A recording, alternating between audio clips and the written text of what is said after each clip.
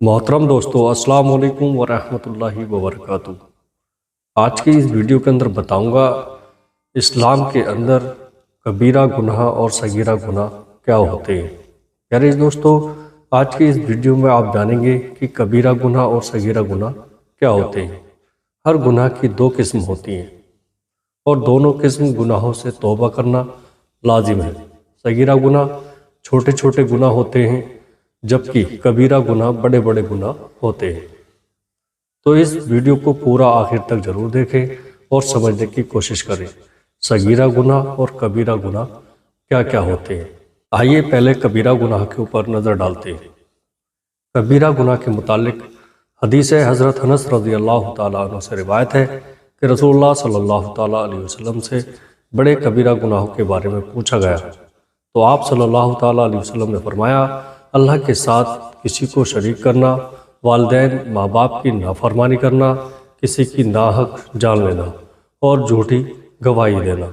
हज़रत अनस रज़ियल्लाहु ताला अन्हु से रिवायत है कि रसूलुल्लाह सल्लल्लाहु ताला अलैहि वसल्लम बड़े कबीरा गुनाहों के बारे में पूछा गया, तो आप सल्लल्लाहु ताला अलैहि वसल्लम ने फरमाया, यकीनन कबीरा गुनाहों में से ये भी है कि कोई अपने वालिदैन माँ बाप पर लानत भेजे।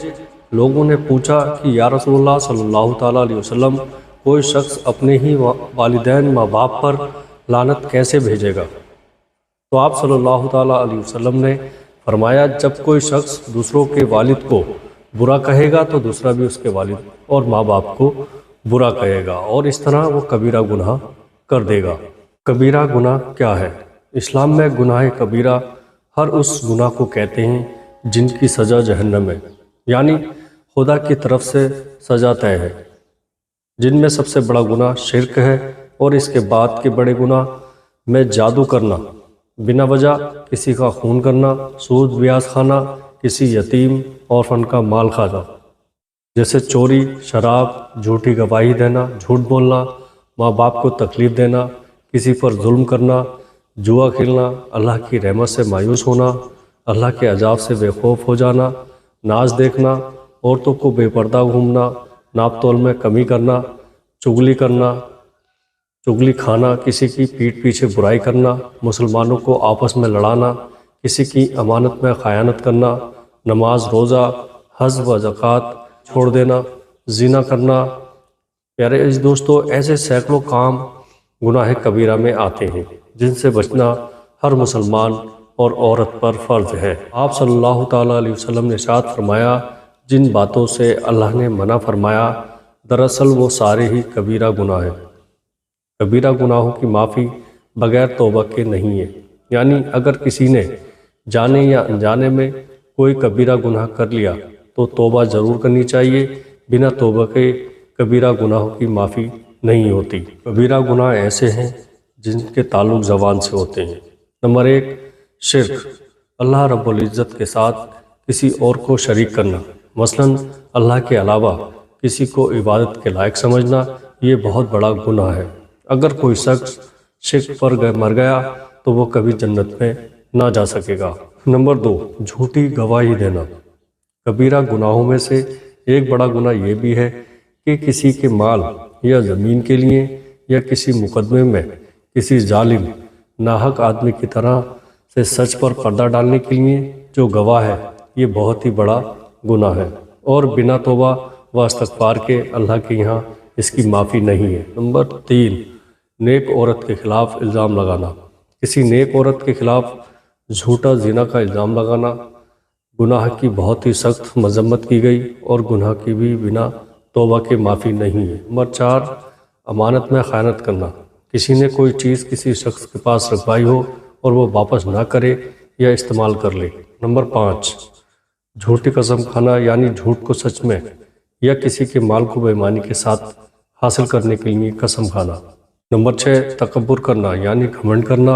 एक हदीस का माफ़हूम है कि नबी करीम सल्लल्लाहु ताला अलैहि वसल्लम ने इरशाद फरमाया, ज़र्रा बराबर भी तकब्बुर करने वाला जन्नत में ना जा सकेगा। नंबर 7, जादू टोना करना। इस्लाम में जादू करना कबीरा गुनाह माना जाता है। इस तरह का सिफली अमल करके नुमाइश करना हराम है और कबीरा गुनाह है।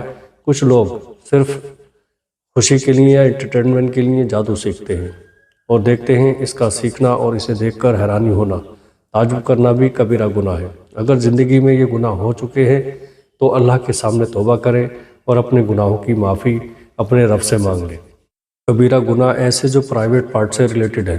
نمبر 1، زنا کرنا، یعنی کسی بھی مرد یا عورت سے ناجائز سبند بنانا۔ کبیرہ گناہ ایسے جو ہاتھوں سے ریلیٹڈ ہے۔ نمبر 1، بنا کسی وجہ سے کسی کا قتل، ہتیا کر دینا۔ نمبر 2، چوری کرنا، کسی کا سامان اس کی اجازت کے بنا اٹھا لینا یا چوری کر لینا۔ نمبر 3، شراب پینا، نشہ خوری کرنا۔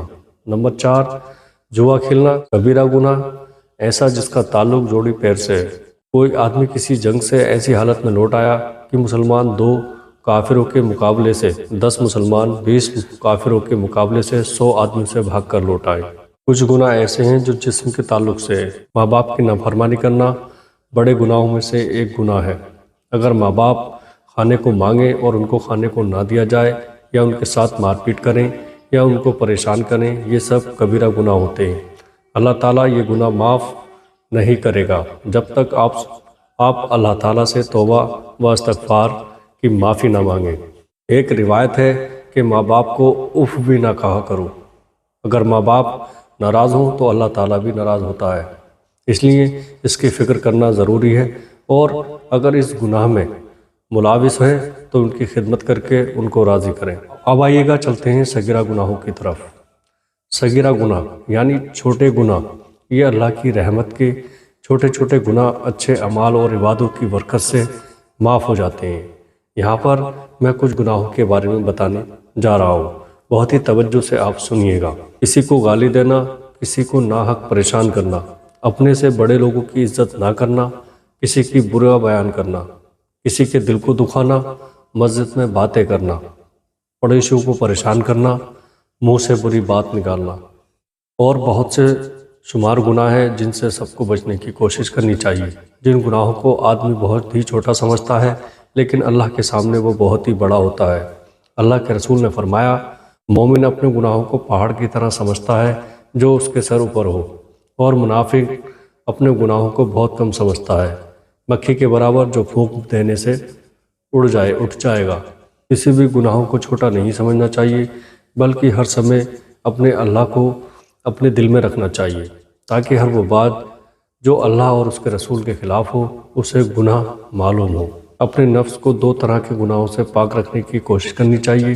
کبیرہ گناہ سے توبہ کرنے سے صغیرہ گناہ بھی معاف کر دیے جاتے ہیں، جیسا کہ اللہ کا ارشاد ہے، جن کبیرہ گناہوں سے منع کیا گیا ہے تم ان سے توبہ کرو تو ہم تمہارے سارے گناہ معاف کر دیں گے۔ ان گناہوں سے دنیا میں بھی پریشانی آتی ہے۔ گناہوں کی وجہ سے آخرت میں سزا تو ملتی ہی ہے، پر دنیا میں بھی نقصان پہنچتے رہتے ہیں۔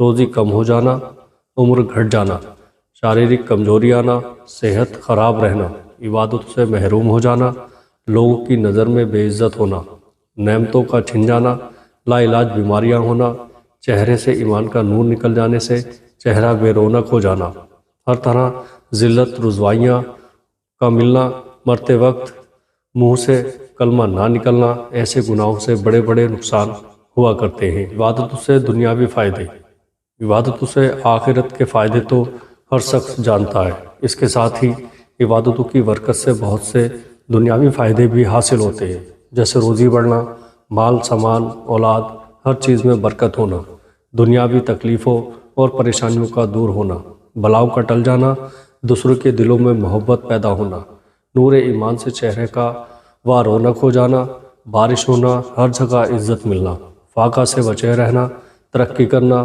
بیماریوں سے شفا پانا، خوشیاں اور مسرت کے ساتھ زندگی بسر کرنا۔ اللہ سے دعا ہے کہ ہم سب کو ان احکام پر عمل کرنے کی توفیق عطا فرمائے۔ جن کاموں سے بچنے کی تاکید اللہ نے بتائی ہے ان سے ہمیں بچنے کی ہدایت عطا فرمائے۔ اللہ رب العزت سے دعا ہے کہ ہم ان سبھی گناہوں سے ہم سب کی پوری حفاظت فرمائے، اور خدا نہ خواستہ اگر گناہ ہو جائے تو توبہ کی توفیق عطا فرمائے۔ میرے پیارے عزیز دوستو، اگر یہ ویڈیو آپ کو اچھی لگی ہو تو آگے بھی شیئر کر دیجیے گا۔ السلام علیکم ورحمۃ اللہ وبرکاتہ۔